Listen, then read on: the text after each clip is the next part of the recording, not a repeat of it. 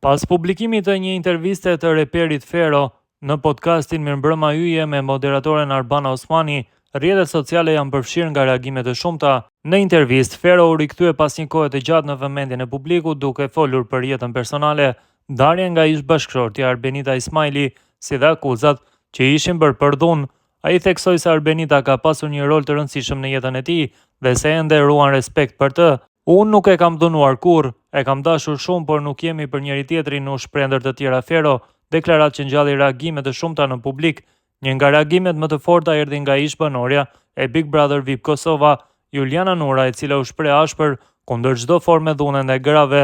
Në një postim në Insta Story, ajo shpërndau një pjesë nga intervista e Feros duke shkruar me tone të forta: "Kur e don dikën nuk e rraf atë, o magar, e krejt ju magarët e tjerë që abuzoni gruan apo femrën tuaj." Postimi i Nurës u përhap me shpejtësi në rrjetet sociale duke shkaktuar debate mes ndjekësve. Disa e vlerësuan reagimin e saj si të drejtë dhe të guximshëm, ndërsa të tjerë e panë si të tepruar.